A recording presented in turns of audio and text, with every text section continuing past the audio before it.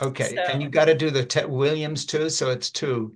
well, yeah, I mean it's Teddy. It's Teddy, but all of our dogs have been Red Sox dogs. So we have Dewey, who is Dwight Excellent. Evans, and Excellent. then we had Wally. So, Excellent. yep.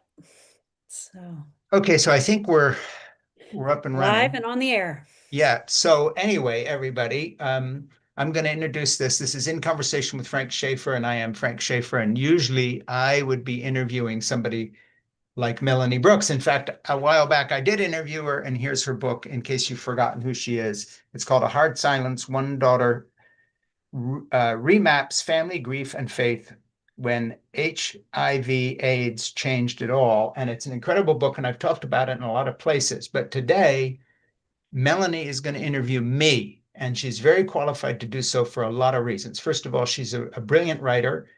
I happen to know she's a brilliant editor because she came to my house and sat at this spot here and very kindly, I think for 12 hours, went through an earlier draft of my book and gave me all sorts of suggestions.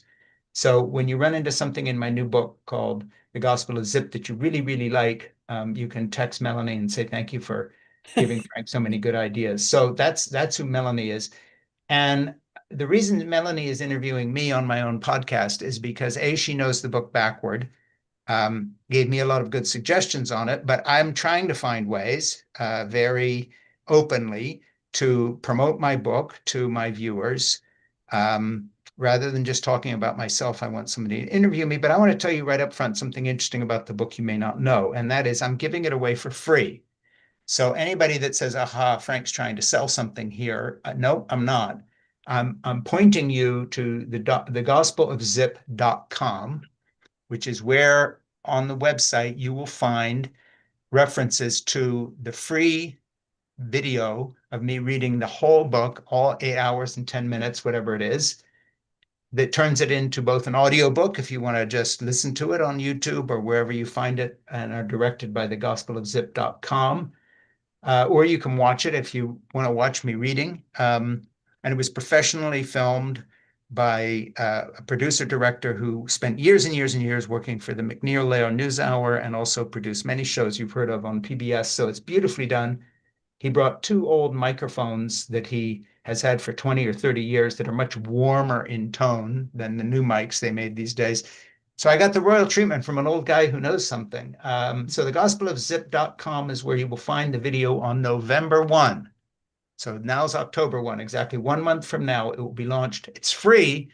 So if you like the sound of the book, I haven't sold you anything. And then at the same time, it will be on Amazon for sale and also as a Kindle book that you can pre-order. And we'll be talking about that. But the main thing is right now we're talking about the book that you can look at, listen to for free. And if you go to Amazon and buy the book, great. And that's it. So Melanie, thank you so much for interviewing me. Now we're going to trade places. Yep. Sit back and And relax, Frank. You get to and be you're writing a book where you're going to require interviews from people, and you already reached out to me and said, "Can you interview me on a book that you're working on that we sure. won't talk about because it's your Yep. secret to announce?" But so I'll get used to you interviewing me on this, and then I'll do an even better Then we'll job on be your we'll be book. even more set. Yeah, but So, I just want to thank you so much for everything you did for my book oh, because I was so glad and I'm so excited to be having this conversation at this point, because you know, I think our conversation about your book started about a year and a half ago, yeah, and I've seen it kind of transform dramatically yeah, from, I think after you interviewed me, you sent me a draft and I read it and just to see what it has become in yeah. the last And year. by the way, you sent me some good strict notes saying you can't do this, you can't do that, or I advise you to do that. And remember, I think I told you something early in the process that, look, I don't have a thin skin on this. When you Right. tell me to do something, you don't have to explain it. You don't have to say, Yep. oh, dance around it the way an editor would with a first-time author who's going to be Right. sensitive. Just say, hey, I don't like this. It's going to, whatever. And unless there's a good reason to keep it in, I'll change it or rewrite it. And basically, I did that. I think I did about 90 I think you plus did. percent. I think you pretty much rewrote the whole book. I did. And so what I want to talk to you about, Frank, I want to talk about your process of writing this book and, the motivation behind it. And then we're going to talk about kind of what you're doing with it now. Sure. But I want to start with, first of all, when I first read the book, it was a draft of a book, and it was really you just wanting to talk about, that you used to be kind of a jackass and now you're a The really word nice I use guy. in the book is asshole, and I give you Asshole. permission to You used to use be it. kind of an asshole, Yeah, and now you're a really nice guy. And you wanted to kind of talk about how kind of talk to people who were more like the asshole you yeah, and say, like, here's what you need to do to shift. And yeah. when I first read that book, the part that was most appealing to me in that draft was Mm, this beautiful love story yeah. that you had kind of couched in there, but it Mm, wasn't central. It was kind of mm, intermixed in there, but this beautiful love story with your wife, Jeannie, yeah. that I know now has become very central to the book. Yes. Yes. Um, but talk to me a little bit about, you started this project, what, 7 years ago? Is that 7 years ago, believe it or not. And I'm giving it away, which is just mind-boggling because I was trying to prorate over this, what 7 years of work is worth, and I can't calculate that on my humble level. But I right? think it's appropriate that the book I've worked on longest in my lifetime somehow matches the fact I'm also 73. And at the point I'm at in life, it's about actually trying to get something done, not Mhm. just the next step. So, Yeah, giving it away makes sense because in a way, when you work on something 7 years, it's priceless anyway to you, right. if not to other people. So, I don't know. That's not an answer to your question. So what did Well, you no, want? so let's go back to 7 years ago. Let's go Yeah. to 7 years ago. You sat down, at your laptop. Yeah. I don't know if you're somebody Well, two who things writes happened seven first years or ago that I think triggered this book. I began to, my dog Zip, that you can see on the cover, I got 9 years ago. And about 7 years ago, I started to think something that was sort of a new thought to me. And that was, that old uh, standby sentence, what would Jesus do when you're faced with an idea that might not be a good idea? And, as somebody who grew up evangelical, um, although I left that background, the what would Jesus do question is a pretty good one. But I began to ask myself another question and realized that I wasn't joking when I would say it to myself. And that would be, what would Zip do? And by Zip, I mean, dogs. So Zip's always happy to see people. When you come home, that's the best thing that happened to Zip that day. Zip doesn't do calculated things like half greetings or semi enthusiasm. Everything is the most wonderful thing that ever happened to him. And ordinary things inspire Zip massively. Oh, I'm going to eat now. Oh, a walk. Oh, I've never done that before. It's all new to him. you've never And come home so before. You're here. yeah, you've never been home before and you've been away for a week with your wife and now you're back. This is the best thing. I can't even breathe. Literally, I'm having an asthma attack. I'm running around. I'm not wagging my tail. I'm wagging my whole body. And I started to think to myself, I put two things together. And one, sort of everything I've learned at that point in 50 years of marriage, because we're going into our 57th year now, that I've learned I could have shortcut the whole system if I had just said, what would Zip do or any dog that loves you? In other words, it's uncalculated, it's sincere love. When Zip looks into my eyes or gives me a kiss or whatever, his whole person is loving me. Yeah. There's no sort of hold back. You weren't nice to me this morning. None of that business. So that was one good series of questions. And then the other thing was, and this is a little more personal, if you want to put it that way, was that it's taken me a lifetime of being married to a girl I married when we were teenagers and came out of that sort of groomed to be an asshole by divine right state. Um, to see that my wife, who I adore more than anything on earth at this point of my life, um, and I know this will sound odd, but most of the time, 90% of the time, she's incredibly happy. And there was a lot of our marriage that wasn't so I started asking myself a question. What have I transitioned to be in terms of a lover and housemate and friend? That means that the person I'm with is not on edge and not tense, but genuinely content and happy. And it's not, and I began to realize it isn't just that Jeannie's old and I'm wiser than we ever were, but I'm a different person. So that her discontent at one stage of our marriage and our lives that went on for far too long had radically changed to a point where most of the time I was seeing a very happy woman in my home. And I began to think about, don't take this for granted. Let's think through this process. And then one last third thing, it seemed to me that the correlation between who Zip is and my wife being happy when she wasn't always happy before. The only thing that had changed was me. And then I began to look at the thing in broader terms of not just how did I change and why is Jeannie happy now and she was unhappy before, but what are some lessons here that I can share with other people at the end of my life to save them all the trouble that I've been through by not knowing what I know now? In other words, it was like coming to a realization that, by dropping red meat and butter out of my diet, my heart condition, I'm in better shape physically, and I want to pass that on to my grandchildren. Say, look, when I was sucking down porterhouse steaks and drinking half a bottle of red wine every night, in the end, Jeannie had a heart attack. She paid for that diet that we did when we were in our 20s and 30s because it sticks with you like smoking. I wasn't a smoker, but just like I would tell my grandchildren now, hey, you know what? Nothing wrong with meat and a glass of wine once in a while, but you have to understand that the reason Jeannie had a heart attack and had a blockage in her artery is because just like I had sun damage cancer removed back in the day, I didn't know about sunblock, but I do now. So by the way, hey, Nora, put some sunblock on. I've had 3 cancers cut off my head. I'm trying to save her the trouble. So those are the 3 things. Why is Jeannie happy when she wasn't before? What have I learned from watching Zip in terms of just if humans behave like Zip, we'd be fine. There'd be no hatred, there'd be no animosity, there'd be no retribution, there'd be no viciousness. And then the last bit is what am I telling other people, and most particularly my own children and grandchildren? What would if I preach them a sermon, what would it be? Well, nobody likes sermons. So I'm going to tell a series of stories that illustrate what I'm trying to say.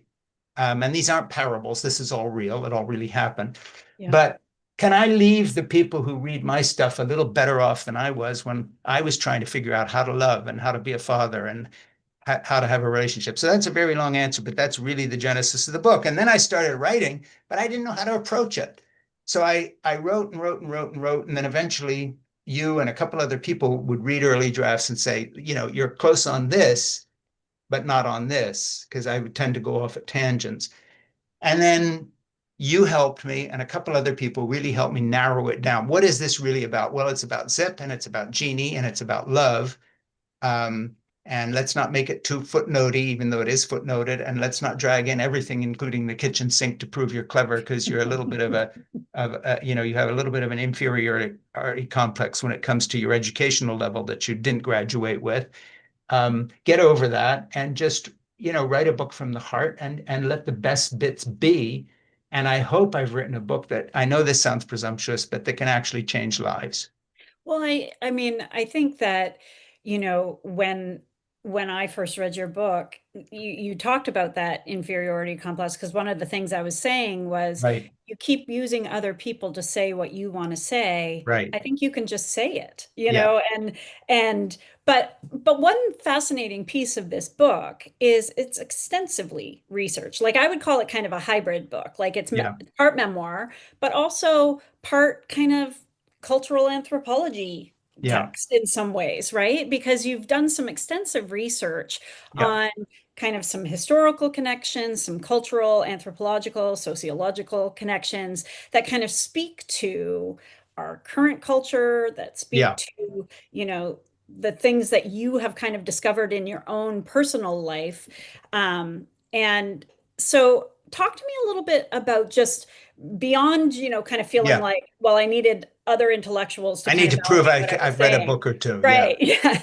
But, talk to me a little bit about why that was important to you to do that research, yeah. like why Well, you one kind of thing, went looking for that. yeah, one thing that was important to me, where I really did not know anything, and now I know quite a bit, if I can put it that way, was why are dogs the way they are? Yeah. And there are some incredible researchers like Brian Hare and Vanessa Woods at the Duke Canine Center who have spent a lifetime doing this. And so, one book leads to another, and you realize you read a book by Brian Hare and Vanessa Woods, and well, who are they recommending in their footnotes? And then you read that book. So the first thing was a huge pleasure to me because I love Zip immensely. And I started reading books that explained him to me. And I've had some other dogs I've loved immensely, but I've never studied dogs. So I know some history and I know a little bit of science and I know a little of this, a little of that, some general knowledge. I've done some reading. And by the way, doing my podcast helps because, Yeah. I You interview meet people people. and then Yeah. and then all of a sudden, I can email them and say, hey, you're an authority in this area. Could you help me? But the big one for me that was just brand new and so wonderful, like discovering, a new food or a new country, was reading books on the evolution and biology of dogs, and particularly really learning that, there is such a thing as a basic dog, that they evolved separately from wolves at one point, whatever disagreements there are about, how long ago that was. Village dogs that roam around places like the Mexico City dump and get their food, and how they adopt some of the garbage truck dump drivers. And that same process going on with Zip actually happens in nature because these dogs are not strays. They've never been anybody's pets, but the behavior stays the same, the lack of viciousness, the cooperation, the fact that they're always looking for a human to basically domesticate. I wasn't imagining this. This is all real. And then getting into things that are a little sadder, the eugenic beginning in the 19th century of modern dog breeding. I'm not talking about people that had sheepdogs and this and that back in the day. But the kind of modern idea that came out of the 19th century, that there's a way to, the perfectibility of dogs, that, Hmm.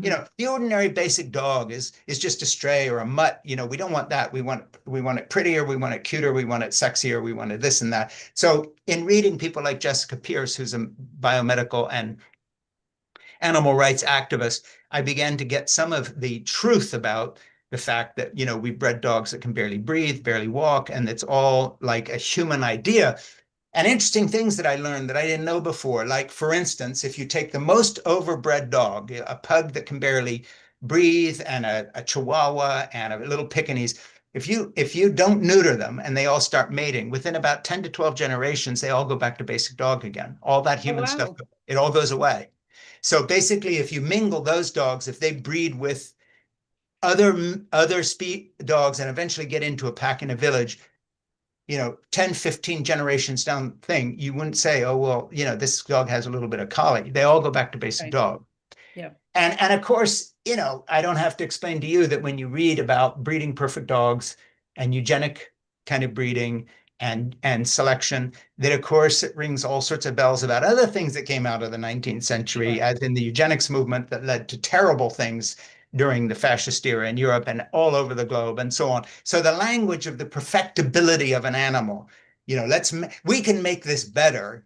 Right. um, so I don't say in the book anything like you're an evil person if you've got a dog that's a particular breed. Of course not, because that's where we're all at. Like Zip is not a village dog. Zip is a mixture of Chihuahua and Dachshund and Jack Russell, and he comes from somewhere, and I love him the way he is. So I'm Right. not regretting that. Right. But I got into things which then sort of illumined some bigger subjects again, because sort of what we did to dogs is kind of what 100 years later we tried to do to people. Yeah. And then if you take a jump into our present age, it's mind blowing, because now you have some of these tech bros paying $50,000 a pop to have their embryos that they're using IVF on, not to conceive a baby because their wife or girlfriend can't have a child, but to get a perfect baby. And we're not talking about screening for defects in Or the disease. womb Right. and maybe aborting some child that is severely defective. We're talking about a process of actually trying to make perfect babies. So there's a direct correlation between these things that kind of blew my mind. Now that's not what my book is about, but that No. would be the sort of rabbit holes that I'd That you start started going going down. down, right? And And then then I might mention it briefly to make a bigger point, but you came along and said, well, wait a minute, this is not what the book is about. right. But that process, even though there were some big deep cuts made, got me to a place where I found what the book was really about.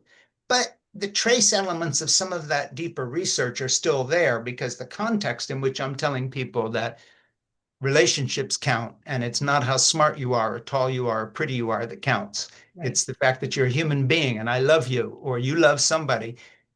So, it does all have something to do with the same picture. Well, it does. And, I have come to your house a couple of times, and that day that I spent, kind of a full day at your house, Zip spent a lot of time with me. Yes, he And did. I, He knew and you I were a got to fixture. I got to experience Zip in Yeah, all of his loving glory, yeah, cuddled up next to my feet or near the yeah, little space heater. And you're right. He's one of those dogs that just loves you, yeah, and you love him back because he loves you so yeah. much, right? And And you that know there's why such, he spent time with you, not only because you're a lovely person, and he senses that, but he likes that but he space. assumed she's stuck. She must have, there's something, if I'm stuck in bed after a flu shot and I'm having a reaction, or when I had COVID, you know, he didn't leave my side. It was like, well, when do you ever get out there and do your business to eat and pee? Because you've been here for 15 hours and I Right, haven't seen you move. Well, he right. saw you stuck at this desk right here. And it was like, okay, fine. Oh, she's still there. I better keep her company Yeah, because yeah. Frank's running around the house and Jeannie seems fine. But, Melanie did he tie Did her he to trap a her? chair? Has she, does Is she she have a chained? harness and Is she leash? chained to that desk until Yeah. the Should I bring her episode's done? water? Yeah, yeah, I know. But so you have this kind of beautiful thread about Zip Yeah. in the book. And one of my favorite parts of the book is you are taking Zip on a walk through Yeah. your neighborhood. Yeah. And you demonstrate how Zip has basically helped you forge relationships Yes. with all of your neighbors, Yes. and in a really beautiful way, like the way you write it, but also the way you bring in these different personalities of your Yeah. neighbors Yeah. is beautiful. So will you talk a little bit about that and kind of Yeah. how you Well, made it that that connection? absolutely reflects my life because if, I mean, I'll be very specific with a couple of neighbors that I have. If you have a bunch of neighbors in your neighborhood during a heated election that are putting up Trump signs, all right, it would be easy to write them off and sort of avert your gaze and not. But two problems arise. One, these are people I've known for 40 years because Mhm. I've lived in the same neighborhood for 47 years now. And these are particular people who I've known the majority of that time. And I've already known that our politics don't mesh, including one of my neighbors who flew his American flag upside down on the day on the day that Biden was Obama was elected. elected. Oh, So, Obama. I know where he's coming from. But here's the point. Let's say I was trying to avoid this person, and some neighbors, having been raised in a personality cult Christian commune, I'm allergic to people in my house in the sense that I was volunteered into open home Christian work. There was no privacy, no silence, no, it was awful. No way to raise a kid, or by that way have a dog. I mean, it would be terrible Right. for any animal, let alone a human animal. So I came out of that background very kind of gun shy about a lot of things. And part of the warming process of becoming less of an asshole to Jeannie and more of a husband also was sort of coming out of my shell with my neighbors. But what I found was that the big icebreaker was my dogs. Mhm. Because if your dog likes a neighbor's dog, or they're asking after your dog, or you're apologizing because your dog's just pooped on their lawn, but you've got a plastic bag and you're picking it up, it's sort of like trying to be a snob, or which I'm not, but be something. But dogs immediately humble a dog person Mhm. because your dog is basic biological and does its thing. It's going to poop on somebody's lawn, even if there's a Trump sign and you're trying to avoid that person. So you can either deal with it and pretend you Right. live in a world in which you don't talk to those people, or you can say, maybe Zip knows something I don't. And basically go with Zip's view of the world, which is not to first ask someone, how did you vote? Or do you believe in Jesus? Or are you a Mormon? Or, are you a feminist? Or are you gay? Or are you trans? The first thing Zip wants to know is when I jump up, will you reach down so I can lick your hand? Because I want to kiss you. I Right. love humans. Yeah. I love everybody. So that influence, as I was out with Zip, it was sort of an aha moment where I'm saying, if I could just get over myself, because actually this friend up the street, and I call him a friend, um, who has his Trump signs up and everything, uh, several of them I talk about at the beginning of the book. Um, his big thing actually isn't right-wing politics. His big thing is he's sick of the gentrification of our neighborhood. And as he puts it very, very bluntly, they don't know shit. So basically, they don't know how the water system works because they always think someone else does it. And if we get in a war, we know one thing for sure: none of their sons will be in the military because people like them don't volunteer. They go to college and they do these fancy things. It's a real class thing. And so actually, by getting to know him better, I don't in any sense say, "Oh, that makes me feel differently about the MAGA vote politically." But it's like, wait a minute. I got things in my life too. Right. So if you ask me why I don't want to have people over, it's not that I'm a left-wing liberal snob that doesn't like the human race. I was sitting in a room unable to get to sleep all through my childhood because of the noise coming from all the students living on our house and sleeping on the floor. You have to get to know Frank a little bit and cut him a little slack, walk in his shoes for a couple minutes. And of course, that's what dogs do. They take you as you are. But somebody else does that too, and that's my wife, Jeannie. Yeah. Well, Jeannie's and I for, want to, so yeah, I want to get to Jeannie and, so Zip is kind of this thread who's, weaving through in that yeah, question of like, what would Zip do, right? yeah, And you have that kind of phrase that I think you took from um, one of the writers, you quote the survival of the friendliest, yeah, right? Jess, yes, exactly. Which Yeah, is Brian Hare and Vanessa Woods actually wrote a book by that title. yeah, And I won't go on at length here because you have a lot of questions, but just tell you the way they got into it, and they explain in that book, is through their research of canines. right. Because Yeah, it was like, well, why are dogs prospering globally and wolves are going extinct? It's because dogs understand cooperation, not just with humans, but with each other. Their packs don't tear each other apart. right. Dogs don't, and so forth. And so basically, I talk about Vanessa Woods and Brian Hare through the book, and I reference them in short order because of you. I don't get into a whole thing. You don't give Um, lengthy quotes. yeah, That was my pushback, right? yeah, and But it I was a good think, pushback. That and be yeah, nicer. be but be nicer to yourself. That was one Yeah, of the things yeah, I told you yeah, too. You were yeah, awfully hard on yourself. But I think what you're raising is something that's so pivotal for all of us kind of in this current moment where yeah, it's like, how did we get to this point where we've stopped seeing each other as individual people, where yeah, we've, kind of put everybody in these different camps? And yeah, I think all of us, well, I won't say all of us, but I think a lot of us yeah, are in a place of wanting to somehow like desegregate, right? yeah, Like we want to find a way to do that. And yeah. I think, using Zip as kind of the like, Zip knows you're human first, right? Right. Zip knows that he's lovable first. And so those two factors make Zip somebody who's appealing and people are Yeah, drawn to Zip, right?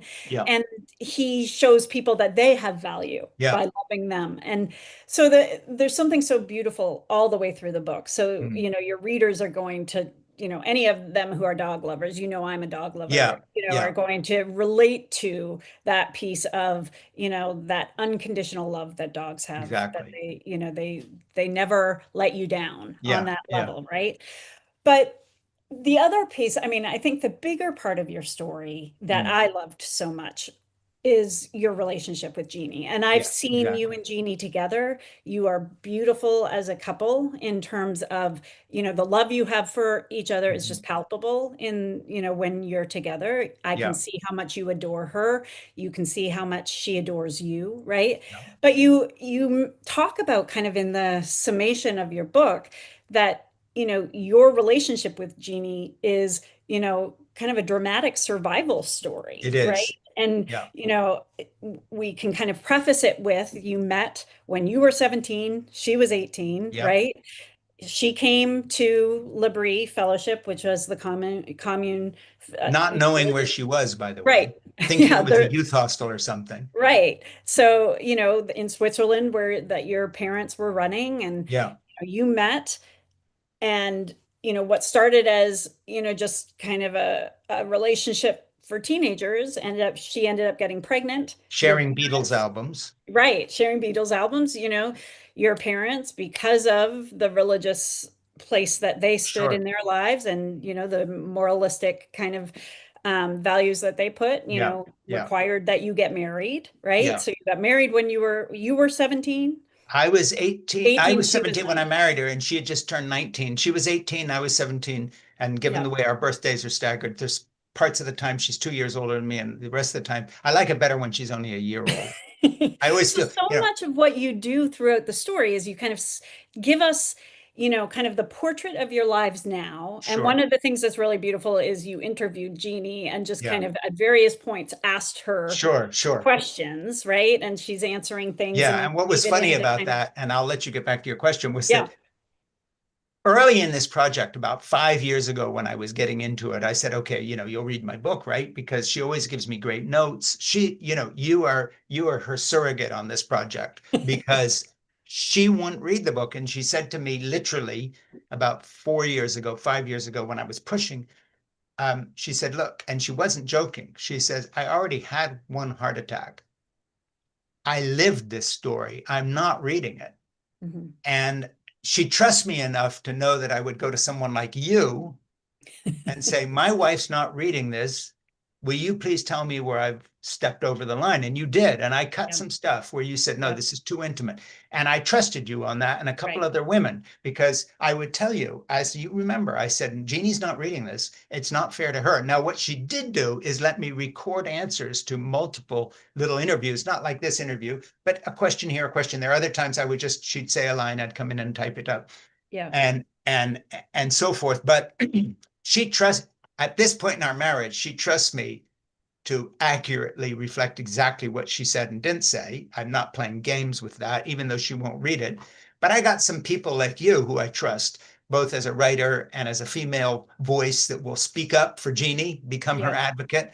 yeah. And I didn't, one thing I followed you 100% on, by the way, that you'll see when, if you ever reread the book, you don't have to because you've already had a heart attack too, or maybe you haven't, but you will now.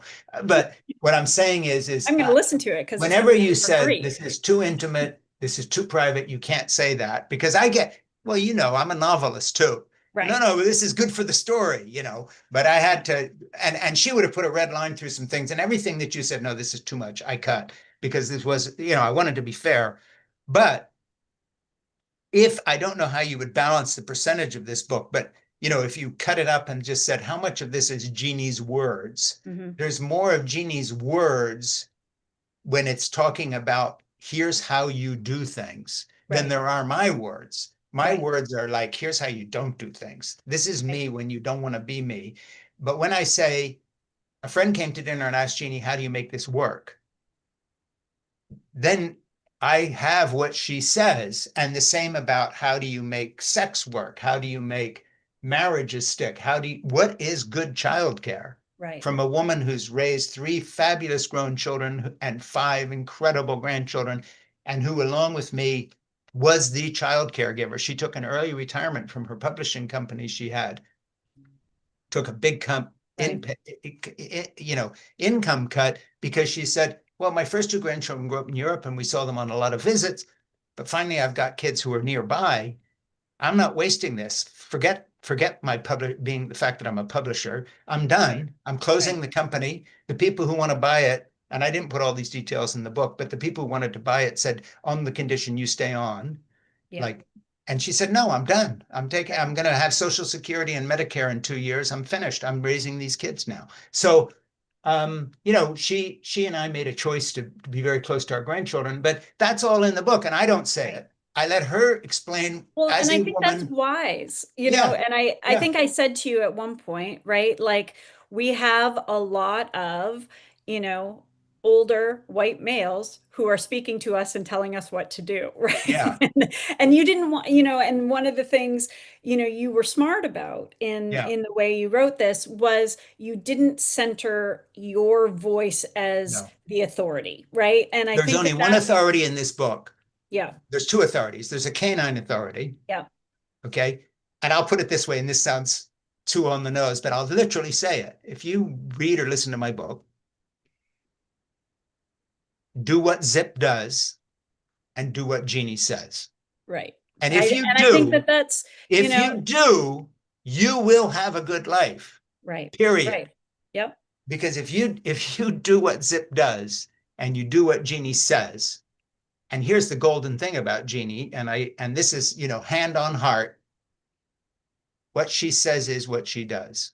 Hmm. This, what her words are not like, oh, she says this in theory. And one of the tragedies of my own evangelical missionary parents is they didn't do what they said. Right.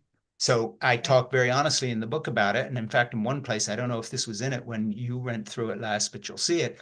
I say, I've still been covering for my parents. Isn't that pathetic? I'm 73. And up to this point, for instance, in my memoir, Crazy for God, I was really I was telling the truth. My father, for instance, was abusive to my mom, and I talk about it in that book. But I also say, but he took us to museums, we did all this stuff, and I was still trying to dress it up. Because your book, by the way, A Hard Silence, is about hiding the fact that your dad had AIDS. It's a Hmm. whole different story because he didn't want to be known as an AIDS patient in a day when that meant you were this, that, and the other, and so forth. Well, very similarly, like your dad, I didn't hide who my parents were, but I dressed it up for years. Right. But my mom was so generous, and my dad knew about art, and they played classical music. And the fact of the matter is, mom wrote books on how to have a family, and she completely neglected her children, which is why I could hardly read when I was 10 years old and finally dumped in a British boarding school. I was dyslexic, but the basic problem was she would hand me off to a student and say, try to teach Frankie something.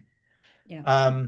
And that was it. It was like, it wasn't homeschooling, it was home non-schooling. And then she's writing these books. And then my dad would write books about Christians and Christian theology and love. And my mom would from time to time show me the bruises on her arm as an explanation for why I had heard screaming in the room next door and been woken up in the middle of the night. And this went on for years. Right. So the fact is, they lived a lie. And that's not an excuse for the fact that I turned out to be an asshole, but I that is the example I had. And this is in the book, and I mentioned this, so I'm not, sorry if it's a spoiler, but I have a very brief passage in this book that I'd gone into a little more in Crazy for God, but I have a tiny little mention of the fact, because again, I didn't want to go down a rabbit hole, that when my father quit hitting my mother is when I was 15 or 16 and held a knife to him in our kitchen and said, if you hit mom again, I will kill you. Hmm. And my mom, when she was 88 years old, told me, after that, Fran never touched me again, never hit me again. And I said, well, did I scare him? Because I wouldn't have actually done anything. And I'm sure he knew that. Right. And she says, no, he didn't know he had ever been found out. He thought he Hmm. had gotten away with it. And the fact that you knew completely instantly, he shut it down. Shifted it for him. And so that's part of my background, not just an escapee from the evangelical world. So when I read Tia Leving's book, for instance, on how her husband beat her in A Well-Trained Wife, thank God I didn't go there, but I've Right. lived in that household. I've been a son of hers. If you can put it this way, I get Tia Yeah. because she was treated the way my dad treated my mother, and I'm always thankful that I did that thing with my dad, which I can hardly describe. I'm not even going to repeat it here because it just cuts me to it. Just it's horrible Yeah. because it was like taking a pill that whatever else was happening, I didn't go there, Right. Right. but it was just but that's my background. So, the book's not about that, but there's no way No. to talk about how my marriage grew into something that I find wonderful and that my wife is happy without saying, hey, Jeannie stuck with this program with somebody who, that's the example I had. Well, and I think that that's, your book is putting forth a model, right? It's putting forth an example of Yeah. here are two people who had a lot of odds stacked against them. There Yeah. were a lot of reasons why this relationship should have failed at many points, Yes. And I would never have right? bet for these people now. If No, you told nobody me would their story, I'd say, really, this is not working. right? But I But and I know this will you, sound maudlin, but that's because they don't know Jeannie. right, Because Jeannie is the kindest and toughest person I've ever met. And I mean that literally. And I've known so many people, but I've never seen a combination of toughness and kindness like hers. She right. is like she is like cold cut, hard, frozen steel when it comes to certain things. And then on the other hand, this is the warmest and most forgiving and generous person on the planet. Right, Literally. I don't know anybody else like her. right. So I was the most fortunate young fool on earth that the room I stumbled into was the best place I could have ever spent my life. If this dyslexic high school dropout, angry, young, damaged man was ever going to find redemption, there was It wasn't like finding the Right. one because I didn't know anything about Jeannie. And she wasn't that person when I married her. Yeah. But I think that that's the thing, right? That you're setting forth this example, you're setting forth this model Yeah. of here's our marriage that survived all of these things over the Yeah. last, what did you say, 59 years, right? No, it will be soon. 57. 57 right now. 57. The last 57 years, right? Yeah. We've gone through so many different things, and Yeah. you give us, kind of these snapshots and portraits along the way, Yeah. right? But you're also saying, I'm not saying follow everything that we have done, Not at all. but you're saying like here's a model of Yeah. how it can work, Yeah. right? And I think that's what's very generous about your book is it's not saying you have to do exactly Not what at we all. did, you have to be exactly who we are, you Yeah. have to follow this advice and do this, but instead it's saying learn from us, learn something from us and apply it to your Yeah. situation, And I'll apply tell it you to an your exact world. parallel because I've had this in my life. I was so lucky that I got polio when I was 2, and my left leg is atrophied from the knee down, and it looks like I have a club foot. There's an ugly part of my body, and I'm about 4 inches, according to my orthopedic specialist, shorter than I would have been. I have a son who's 6'4", and I'm like 5'6.5" at best, and shrinking rapidly now as an old guy. But I'm about 4 to 5 inches shorter than I would have been. So and to guys, height's a thing. So I limp, I have a bad leg, and I'm shorter. All right. I have, over the course of my lifetime, been able to help a number of people who are really stuck with something. For instance, and this has happened several times, and actually more than several times, um, there are times when I have seen somebody, a younger boy, say, in a wheelchair or on crutches or whatever, or somebody with sight in one eye. And I don't go up and make a big point about my leg, but there have been times I've taken my shoe off, taken my sock off, pulled up my pants, and said, by the way, see this? I was told I could never ski because if I broke this, I'd lose the leg.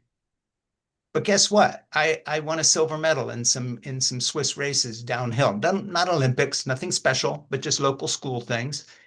You're going to be all right.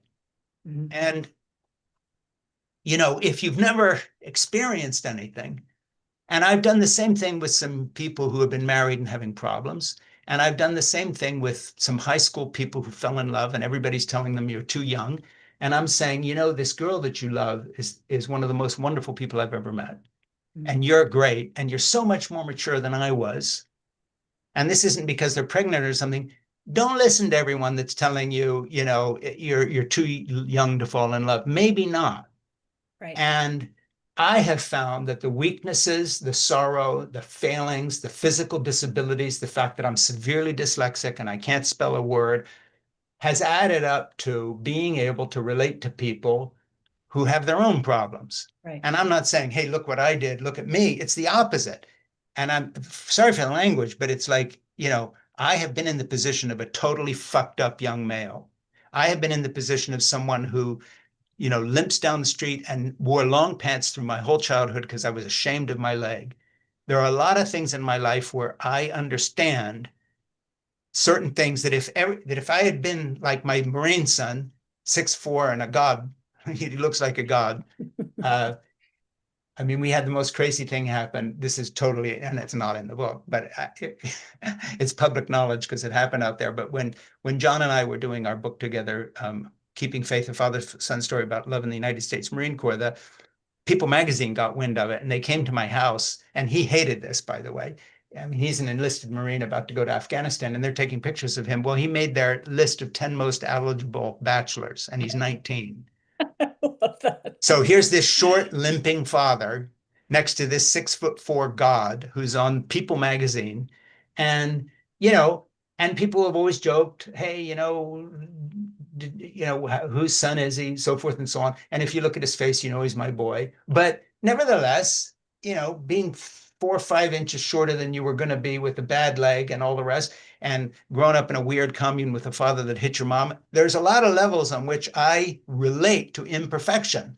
And Sure. my message is, if a fucked up, room to be an asshole like me can learn to love as intensely as I've learned to love from a woman and from your dog, don't give up on yourself. Right. Right. because and at one point in the book, and this is a little new section you didn't see, but it makes in my read aloud thing, it's very forceful, although I had trouble reading it because I felt so emotional. At one point, I just look at the screen and I go through, not these things I've just told you, but I'm saying, look, if two teenagers who got pregnant in a personality cult commune 57 years ago with no college degree between them, and one of them was an asshole by divine right. If we don't give up, and I look and I just say, don't give up, because our problems may be different than yours, but this idea that there's a right person out there, and if you just meet them and you get a master's degree and this capstone to your life because now everything's thing and you've thought it all through, to my way of thinking, that's where the trouble is because Right. of the expectation. But if you start out saying, I'm just grateful that we managed to make this work somehow in spite of all this, then I think you have something to share. And so what I'm pointing to when I point to Jeannie is this is how you do it. When Mhm. I'm pointing to myself, it's this is how you don't do it. But eventually you get to the point where you're both doing it together and you're Yes, doing and it we well. are. And I think that Yes. that's also, something to be celebrated, Yeah. that you can write about that part of your life now and say, here we are. I think a lot of people kind of go out seeking, the self-help books and the Right. things, but I also think that the reason that memoir and, personal stories are Yeah. so pivotal is because we're all just kind of looking for how other people are doing That's it, it. right? Like we just want to know, how are they getting through these Yeah. times? How Yeah. are they coping with Yeah. these circumstances, right? And you're giving them that model in Yeah. this book. And And the thing that was useful with Jeannie is she helped me unblinkingly look at who I was. yeah, And she does not do self pity. And she doesn't do your father was a jerk, so you can be a jerk. And if with my background, of course, I understand you. No, she was saying this is our life and we need to move forward. And she always did that. But she also forgave and pointed to real solutions. For instance, I'll give you one example that I talk about in the book. My son Francis was incredibly dyslexic, and I am too. This is pre-Google, so there was no way. She went and found one of the few real dyslexia experts, and she got a therapist and she got them involved. And as I saw him, he's in his 50s. He's 50 years old now, but as I saw him go from a 7-year-old who was having all these dyslexic problems, it brought all my vivid memories back, things that I'd never resolved, and go forward. And then Jeannie didn't just say, go get therapy. She says, well, look, Dr. Jan Schwartz has been so helpful to Francis. And I know it's too late in some ways for you, but I think a lot of your anger comes from this. yeah, Would you ever talk to her? Because you know her, you like her. And she always found a way to help me, but she helped me. She didn't help some theoretical husband who should go to exactly. therapy. Right. She found the person, got this woman, Jill Knowles and Jan Schwartz, working with my dyslexic son, and came to me and said, maybe your parents' suspicion of therapy, that these are all spiritual problems and who needs therapy? Well, science seems to be working pretty well for Francis. Why don't you give it okay, I'll go to one session. Right. So, and then, but when I went, because I really loved Jeannie and really wanted to change, I began to listen to what I was being told. And it was like, oh, yeah, the person you're describing is pretty much me. So now you're telling me I suffer from depression and should deal with, well, explain how, tell me how this works.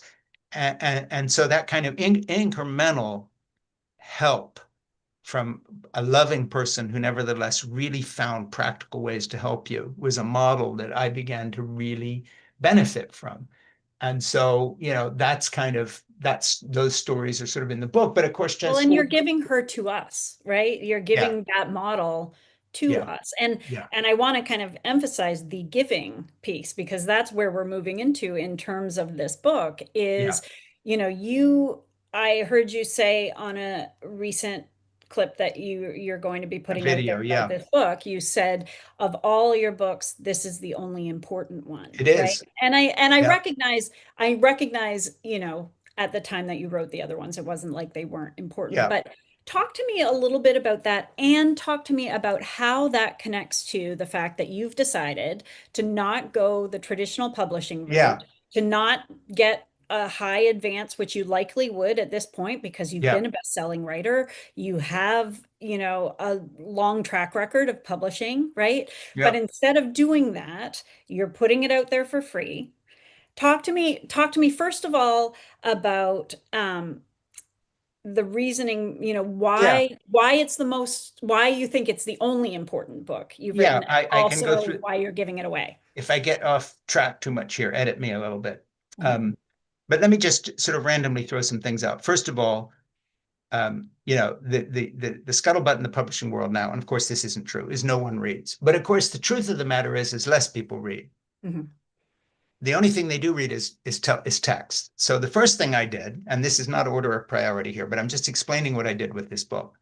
There are no chapters, there are just sections. And some of those sections are 15 to 30 seconds long. Nothing's more than a 2-minute read. And it just goes 1, 2, 3, 4, up to, I think it's 347, or no, 345 is the last section, I Yeah. believe, or 346. So basically, when you open the book, if you're looking at it printed, which it will be on Amazon, or if you watch it on video by going to thegospelofzip.com and then going to YouTube where the free video is of me reading it, or you just listening to it, two things happen. There's a big, beautiful numeral that my producer, Ernie Gregg, crafted that comes up. It just goes to black and then a big number, 1, 2, 3, 4. The other thing that happens is you hear my voice saying, 233, 234. So anybody flipping through knows where they are. It's like chapter headings. Right. But I'm speaking the language of the moment. They're not big, long chapters that you have to run on. We're talking the average section when I'm reading it probably takes between 25 and 30 seconds. Yeah. So I have, first of all, disciplined myself as a writer to craft a book that my teenage grandchildren who spend way too much time on their phones will look really familiar to them because these are text length sections. Mhm. Okay. And a few that are a little longer. 1, 2, I'm giving it away for free in the medium where most people see my stuff. Because the fact of the matter is there are more, some of my videos have run to 1 million views, et cetera, et cetera. I'm not bragging, but they have. But You they're can brag. That's a good meaningless. brag. Yeah, I have like one on JD Vance that has 1 million plus views, and I've got one, where I'm cutting roses in my garden that went to 1 million views and all this kind of stuff. But the thing is, they're great in the set if you just want to get your name and your face out there. But at the end of the day, I don't think they really help anybody because we all are already in these conflicted things, or we've already got, I'm competing with a bunch of cute videos of people's kitty cats or whatever. So basically, I thought, listen, I really want to change some lives here. I can't do it if I'm greedy and just try to make money. So I'm going to do this for free. I'm going to give this away. The second thing is it has to be in a form that most people these days are comfortable with shorter attention spans. Instead of lamenting that and saying, "Oh, you ought to, blah blah blah." No, if you're going to preach a sermon, speak the native language. Right. And I'm talking, to a French crowd in French. I'm in Italy speaking Italian. I'm not saying, you got to learn my language. So I have written a book that does not have chapters. It has little sections that run about the length of a text. They all hang together, they all tell a story. And the reason I'm giving it away is really simple. And that is, you hear this old hackney phrase, it's time to give something back. But in this case, I really mean it. And that is, I am the undeserving recipient of the love of an incredible woman and a beautiful little animal. This is a gift. And for the same reason that we don't like people that sell salvation, they pretend they're telling you about Jesus, they're really raising money. I cannot, I can't do that. I can't say, I think I can turn your life around. And by the way, you owe me 18 bucks. Now, if you want to buy it on Amazon for $18, fine, but the whole thing's free on YouTube if you go to thegospelofzip.com, because I'm not talking out of both sides of my mouth. And I grew up, I have a word in the book that I use. I talk about God cash. So my mother says, "Oh, you need a second honeymoon," and she gives me a mob-sized wad of money.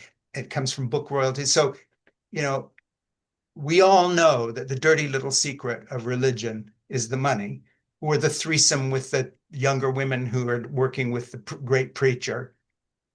That's the dirty little secret. And so basically, having come from the background where it's actually about the God cash a lot of the time, although my parents were very ungreedy compared to most big evangelical ministries, Right.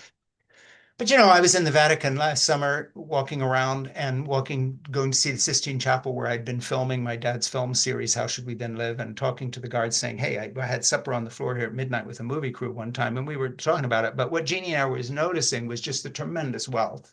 Mhm. I mean, on the way to that, down the hall, you're walking past Francis Bacon and Leonardo and all this art collection. Well, you look at Joel Osteen or all these evangelical hotshots or everybody who's whispering in Trump's ear, they've made fortunes. Right. Pat Robertson, I was on his show 7 times on the 700 Club, made $1 billion and wound up owning a diamond mine. So I wanted to say, okay, I'm asking you to take my book seriously. I'm asking for your forbearance in not making the mistakes I made, and I really want to help you. Yeah. But there will be no charge for this. And there's no hook here, and there's no trick. So there's no like other thing to happen. It's free and will stay free forever.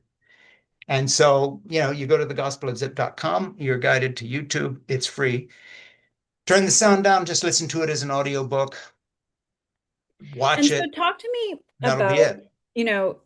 you decided to do this, you kind of Yeah. make this decision. How different was it for you to sit and, have that film crew there and be reading this book and now to be looking at it and It seeing was yourself good doing to it? do it because Bob Burns, the producer director, like is so overqualified for this. When I think about the things he's made for PBS and NPR and all this other stuff, it's insane. He's 78. He's at a point in his life when he's also doing things for people out of the goodness of his heart. But so it's crazy. It looks like a scene from The Godfather, the way it's lit. It's dark and beautiful, and the sound is perfect. It's better than anything you're going to see in a theater because he used these great old microphones from 30 Right. years ago. So they're so warm. I mean, it's like analog 36 track recording type of style. Anyway, way past what I deserved. Happened to be a friend of a friend who lives nearby. But anyway, what I hadn't figured was watching this 8 hours 3 times through. So I'm with anybody who says I can't watch. I'm turning the sound. I'll listen. Um, I understand now why actors never watch the movies they're in because it's torturous. It's not that I don't like it. I think, Bob said I was doing okay, so I trusted him in it. I think he says you're a good storyteller, so it works. Okay, let's hope that's true. But watching myself that much would be like me telling you now, when you leave this interview, I want you to go stand in front of a mirror for 19 hours, study your face. This is not fun. I mean, maybe Yep. the Kardashians do shit like this, but nobody I know does. Right. Right. Yeah. And so that was like I I earned something, not money, but I earned some kind of point somewhere for watching as I would watch and say, oh, I don't like where I did. Okay, can you just tighten that up a little, or whatever. And now it's good, it flows, it's lovely. Right. And I say, 3, 4, 5, 6, and then the number comes up, and we got it straight. And then my producer Ernie Gregg, who produced these podcasts with me, but also runs the whole show. Ernie's the one who's built this online presence, not me. I'm the dyslexic who can't pass an exam and do anything. And I'm so lucky because Ernie, who is making all this happen, is both a drop dead fantastic designer. And I met him because he designed a webcat site for a company that had made a documentary on me a long time ago. Mhm. And the documentary, okay, that's fine. But I was like, who made this website? And they put me in touch with Ernie. And then we've worked together ever since. Yeah. And so Ernie brings an artist's eye to everything. And so he made sure that this looks good Yeah. and helped Bob in terms of like what we're after. And I've And gotten a then, sneak peek, so I know it does look good. I can yeah, speak to yeah. that. I can And say then that and then and having then watched a little Ernie of it. Ernie basically has built this online presence, and Ernie encouraged me. So when I said I'm just going to give it away and everybody's going to think I'm crazy to work for 7 years on a book and put it out there for free, how can we use the medium? Ernie came up with all this and said, okay, Sure. well, we can put it online and we'll start a website called thegospelofzip.com. So people will come there and they can find it. Otherwise they won't know where to go to find it because who knows what'll pop up from YouTube if they just type in Zip or Schaeffer or whatever. So I'm really, really fortunate because in exactly the same way that I can't imagine my story other than the circumstances of having Jeannie be who she is and Zip be who he is. I've partnered with Ernie Gregg And Ernie watches over me like a guardian angel when it comes to this stuff. Yeah. And and by the way, tells me not to do certain things. When I get very like upset about something, he says, "Nope, don't do this." You recorded this commentary and said, "I'm not putting it out because 2 weeks from now you'll be saying, why'd you let me do this?" Yeah. And so Ernie, in addition to which, is very wise. And Ernie's a married man. He's married to Rock, who is his husband. They're a gay couple. In fact, I dedicate the book to them because Rock is kind of indispensable. Rock is Ernie's rock. So I get all the benefit of Ernie being in a stable relationship with a wonderful husband who's a pastor. And Ernie jokingly describes himself as a pastor's wife because he wears two hats. He's Yeah. Frank Schaeffer's producer doing these videos that have 1 million views, and he watches all that stuff and keeps me from killing myself by doing stupid stuff. And then on the other hand, you can find Ernie at the local church where his husband's a pastor washing the dishes Yeah. after they do a supper thing.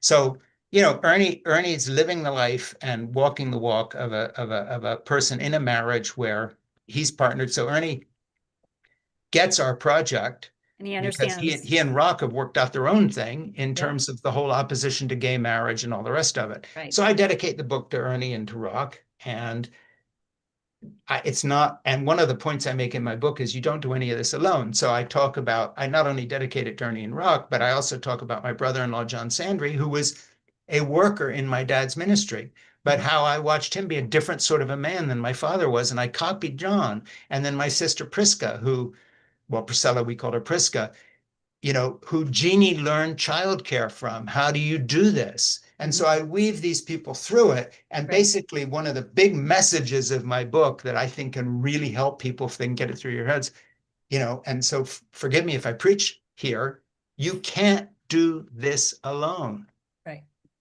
And the big message of my book is not the same people who help me can help you because it's a different lifetime. But don't think you can do this alone. You need help, whether All right, that's somebody. I'm pushing pause on you Yeah, because I want to circle back to the question because I think this relates to this. yeah, I want to circle back to the why the only important book, yeah. right?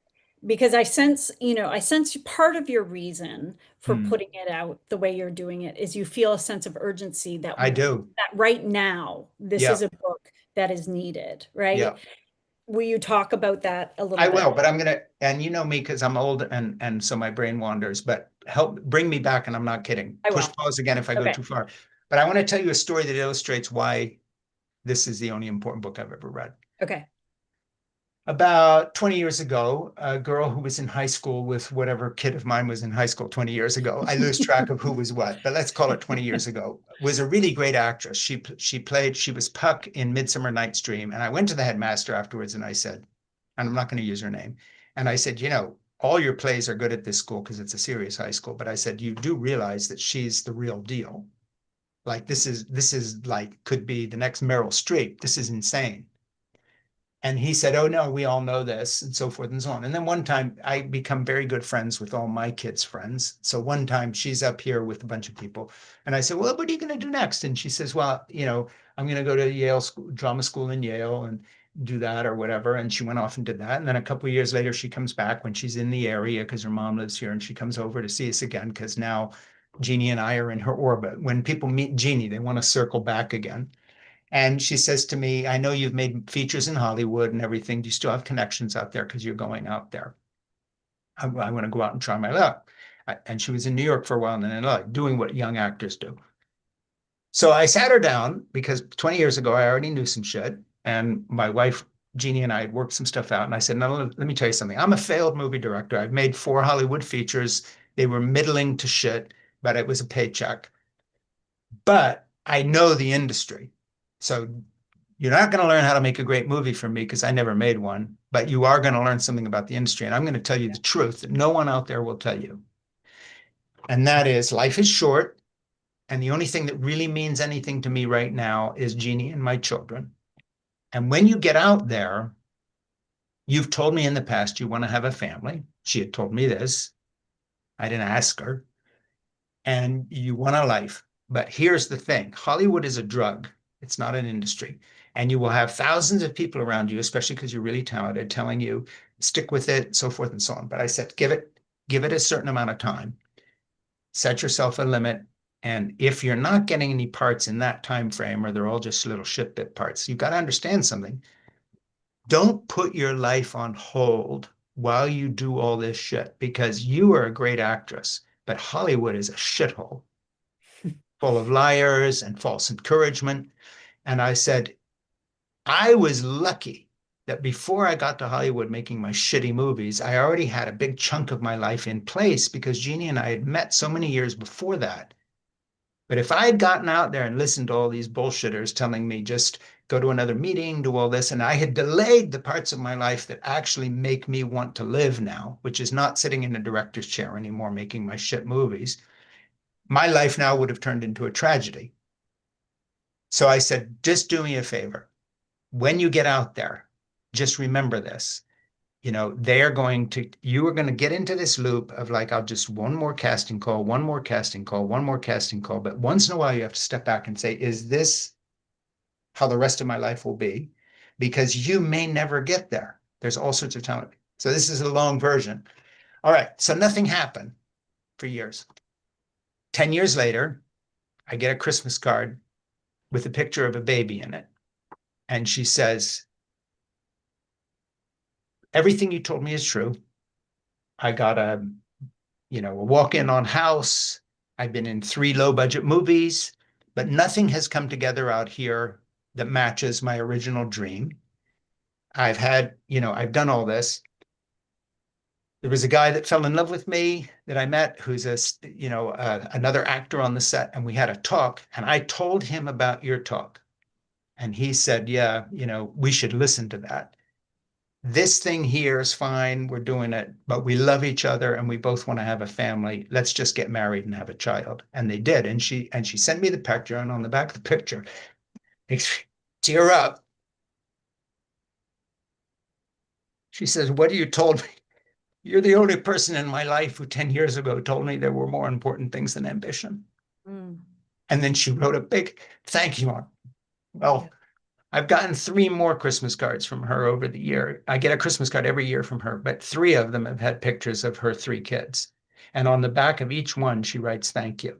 Now, I didn't preach an anti-feminist, no career or nothing to her. I just said, life is short. And don't let these fools talk you into giving away the real stuff for all this stupid dream of Hollywood making it. I failed out there, but I didn't get suckered into the lie and suddenly wake up in my mid-40s saying, what have I done with my life? It was always just the next step, and I never got there. Now, that's not to say no one should pursue a dream, but that changed the way I see things. And it changed the fact that you can give someone advice and actually save them something. It can be in all sorts of areas, but these days, what I think we need to tell people is be human first. Yeah. And it isn't career versus family, it's love versus everything. And so if I have a young son and, somebody comes to me and says, I'm dating this girl, but she's moving to San Francisco and we're both in love, but, she's going to be there and I'm going to be here. We'll try to make it work. But if it doesn't, okay, well, we're young, we'll find somebody else. I'll say, hey, think about this for a minute. You say you're in love and you've made this relationship work for 7 years. And now you're saying you're going to your job hunt, you're putting it ahead of this. Can I just fast forward to the end of the story here that I'm at? And you're not me, but do you understand what you've just said in terms of what your values are? So my book basically tells people if the guy up the street puts up a Trump sign, take your stepladder up there and still help him put up his Christmas tree lights outside his house because you've always done that. Why would you change that? Because he's voting for someone you don't like. Do you believe in community or you don't? You're in love? God damn it. I'm not telling you to get married, but I'm saying you're gonna trade this in because she's moved to San Francisco. Book a fucking flight and get your ass out there and back up her career, or tell her to stay here, but don't throw away love for this. You want to be an actor? Fine, go to Hollywood and try it. But if you're 10 years in and the only thing that you ever got was two experimental low budget films and a walk on in house, and you always wanted a family and you've met an actor that you're passionately in love with, I'm glad you remembered what I said 10 years ago when you were a high school girl. Mhm. Thank you for the Christmas card. So basically, that's my book. And it isn't saying anything about careers or any of this other stuff, but I'm just saying, hey, let's all take a very deep breath here, whether it's how do we get on with our Trump neighbor or anything else. Take a deep breath, step back, and ask yourself a question. What really matters? Mm. And what really matters is not all the shit our consumer culture is selling us. What really matters is not the big paycheck. What really matters is not getting your picture online and all this shit. What really matters is not your public image, and this translates into real actions. So for instance, in the book, I talk to Jeannie and what really matters. And I lay out how we do things, and I don't tell anybody to do the same thing. I'm just saying, find your way. And one thing that really matters in a relationship is find things that your partner hates doing and do them. So Jeannie knows I could never pass an exam. So she does all our tax stuff. She does our accounting. She knows where the checkbook is. She does all our financial management. She did our estate planning. She ran a publishing company. What do I do? She hasn't unloaded a dishwasher for 25 years. I cook the meals. I go food shopping. And it's not a sort of a wokey male something. It might have been the exact opposite. If I was good at that other shit, I would do it. It's funny, behind me, there's a picture we gave my husband on his 40th birthday, and it's Yeah. 40 reasons we love you. And so my two kids and I all wrote different things. And one of the Yeah. things I have on there is that he unloads the dishwasher. There you go. That's my favorite. So I've gone on So, too long, but no, but let you me can just pull me let back ask in. this final question, Frank. Let me Yeah. ask you this final question. What what do you hope can come from you putting this book out there, both from you having written it, because I don't want to diminish the having written it Right. piece, right? Because I mean, 7 years of work is a lot of work. And so Yeah. it is, I want to say to anybody who's listening, for a writer to give away 7 years of work, I know as a writer, Yeah.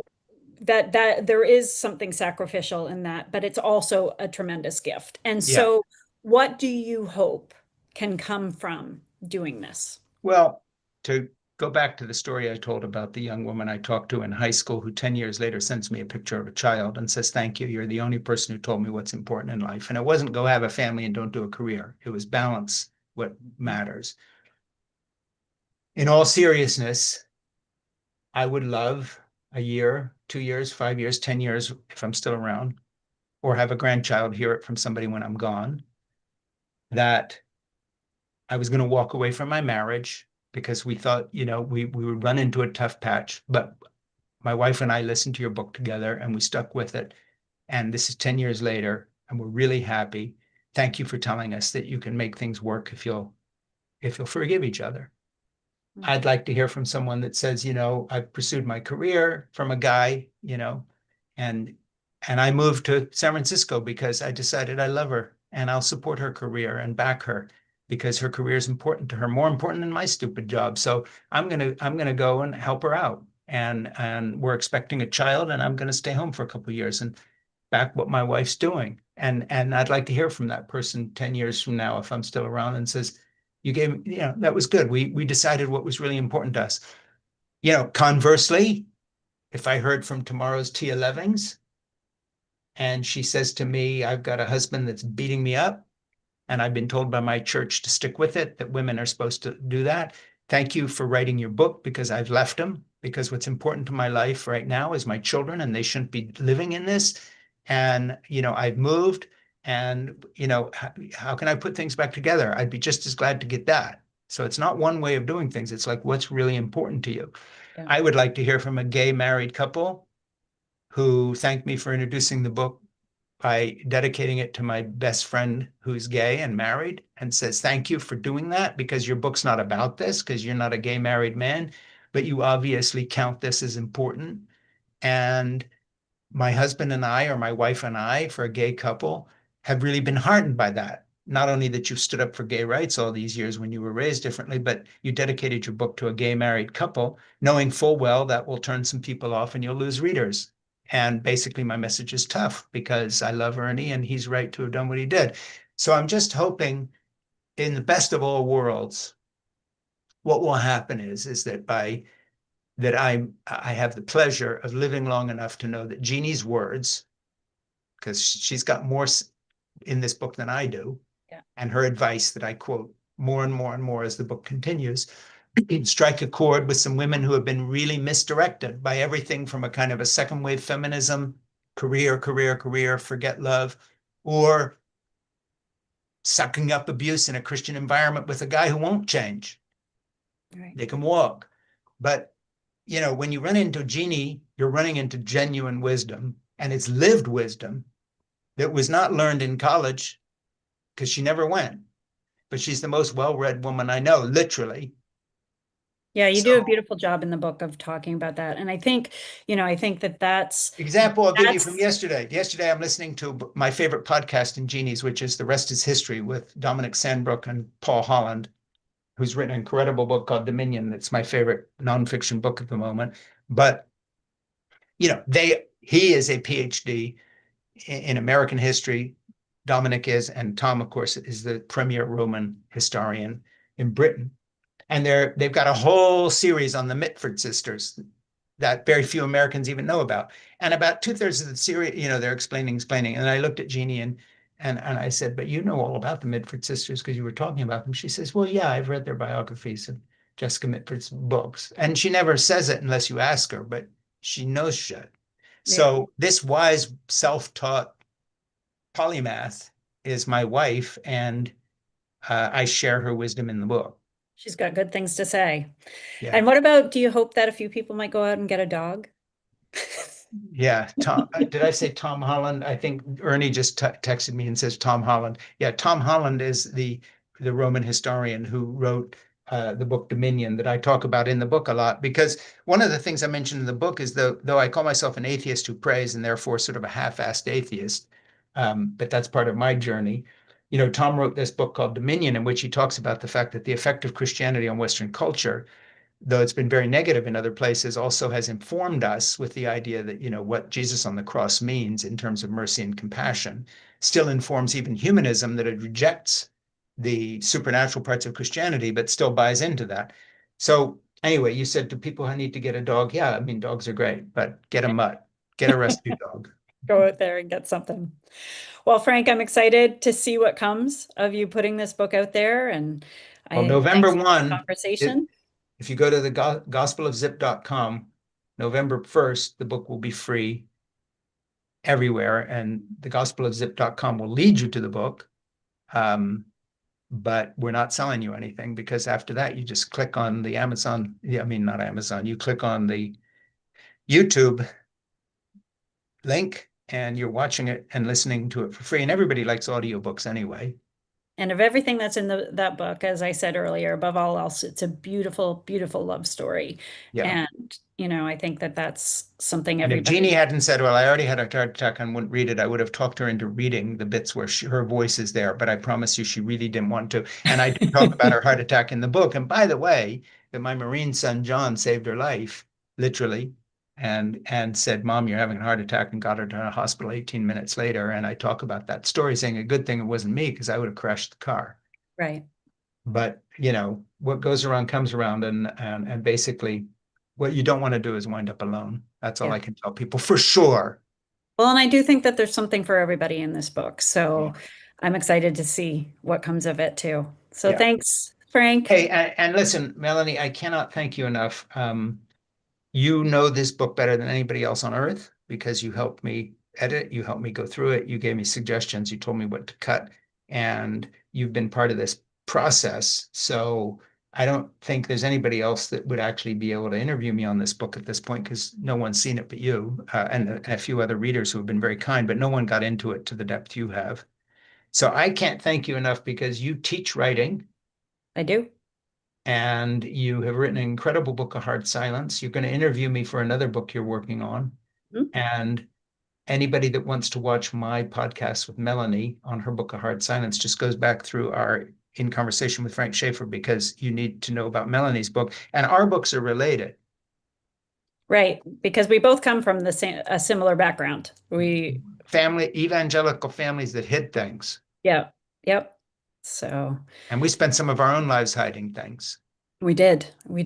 Yeah. So And I'm not anymore.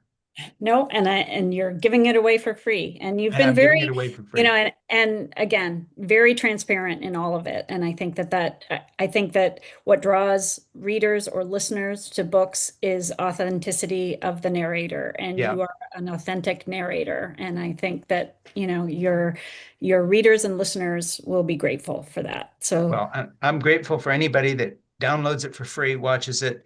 And the only thing I would ask in return is if it's helpful, let me know.